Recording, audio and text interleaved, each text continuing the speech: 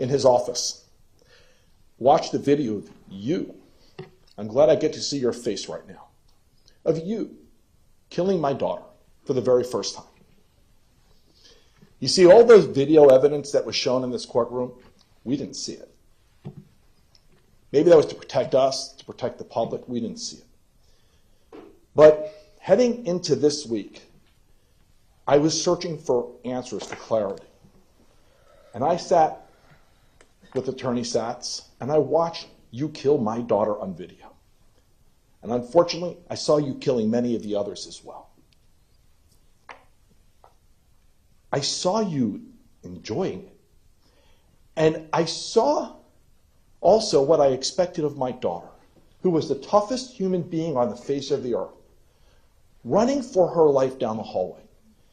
And the thing is, my daughter made it to within 1 second of being alive. She actually made it into the stairwell. You shot her with a single shot. You severed her spinal cord, her chest filled with blood, in the stairwell. You did that. You did that to the other 16 as well.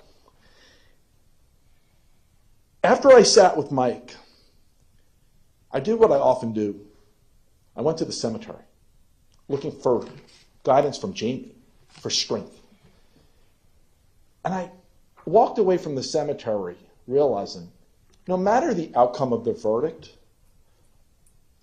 nothing changed. Jamie's still at the cemetery. Nothing changed. I'm still a dad who spent every day dreaming of walking his daughter down the aisle, who now will have to endure a lifetime of the reality that I won't get to walk my daughter down the aisle. There are, actually by a show of hands, anyone else in this room, because of him, going to have to endure not watching people they love get married? I am a person who has to endure the fact that my daughter is not in the college of her dreams because of you. Out of curiosity, does anyone else in this room have to endure the fact that their loved ones aren't in college? Because of you, I've had to endure spending Father's Day. My wife has had to endure spending Mother's Day. We've had to endure spending our time for birthdays at a cemetery. Anyone else, because of him, have to endure those things? Yeah. Anyone who claims that they had to endure anything close to what we endure, you may want to rethink your language and your choice of words just a bit.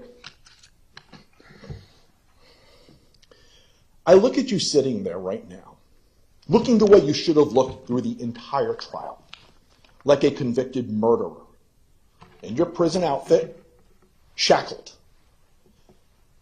It is still incomprehensible to me that when we went through the penalty phase of this trial, which you were already a convicted murderer for, that you were able to sit there looking like Howdy Doody, in whatever outfit they felt like putting you in for the day. Your hairstyle, your mask on, your seat really low like a little boy. Faking out the jury as to who you really are. We endured months of watching that show. It was BS. But you put on a great show, I'll tell you that. You did your job. You got him from not getting the death penalty. You all can't understand the pain that we go through. But what I will say is that statement yesterday, I actually believe it, that Public Defender Weeks believed it. I actually think you all believe it, that you've endured something worse than us, which is why you've behaved the way you have with us.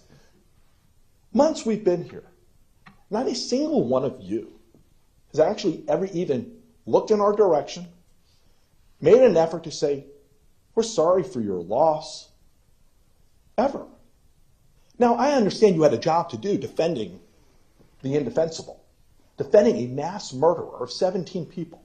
I understand that was hard, and you were doing your job as you were required to do. But I'm not sure anywhere along the way there was a requirement that you give up your humanity and you give up your decency, but you did. That was a choice you made. I got your email apologizing for the middle finger stunt. I have it, okay? Laughing with him as you're doing it. And the crazy thing is, I've reread it multiple times. You actually didn't apologize to us. You apologized that you didn't know the camera was on while you were doing that you got caught. That's what we've had to endure, okay? Because we've always seen you all turning this into that. But again, you didn't get the death penalty. You did your job. I hope you're all proud of yourselves.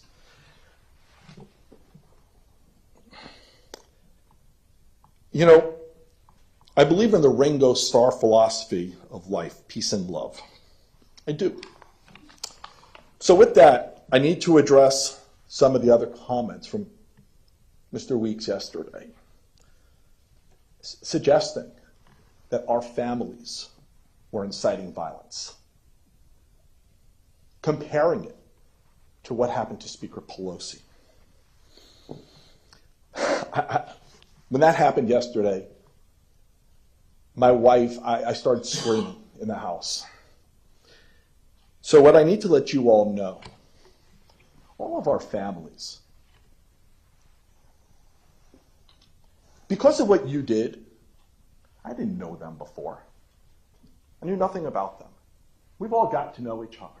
And every single one of these families, because of what you did, is doing amazing things in this country today in the name of safety, in the name of saving lives, in the name of making sure our schools are safer, our streets are safer. I travel this country. I haven't worked since what you did.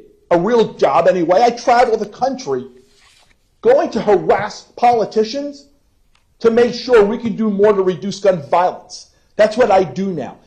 And along that path, since Mr. Weeks brought up the name Speaker Pelosi yesterday, implying we're trying to incite some kind of violence. Here's the crazy thing. Because of what I do, I actually know Speaker Pelosi.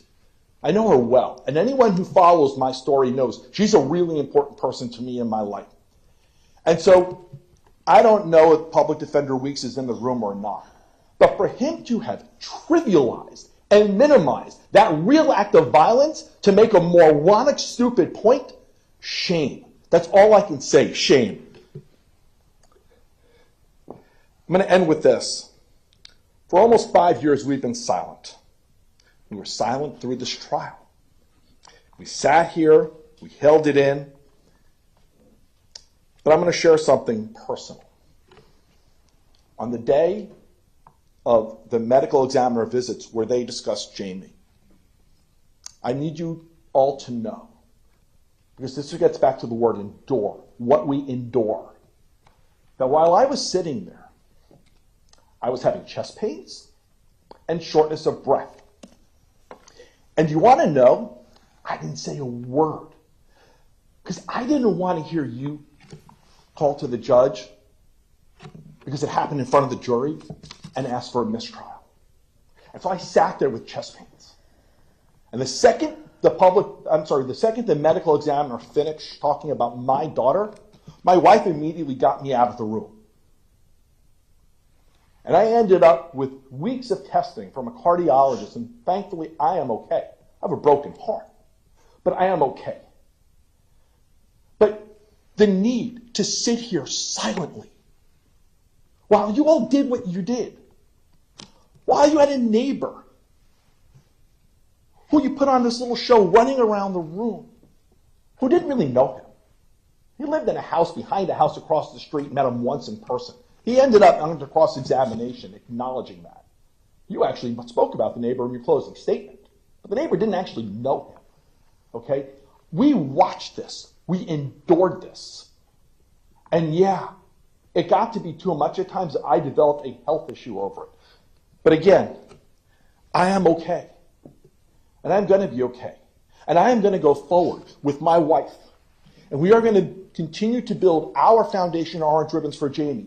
And everyone else back there, they're going to continue to build their amazing foundations, doing all the amazing work that they do. Just so you know, because of you, our foundation is starting a new program called Paws of Love. We're going to be providing emotional support dogs to victims of gun violence.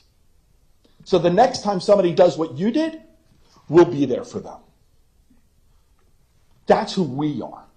To suggest for 1 second that we would be the kinds of people, or anyone back there would be the kinds of people who would incite violence, y'all should be ashamed of yourselves. But you said it. Can't take it back now. So I'm going to leave it here. I'm only looking to see 2 more things happen today. One will be your formal sentencing of him. And the other one, I want to see Gordon Weeks resign before the end of the day today. Thank you.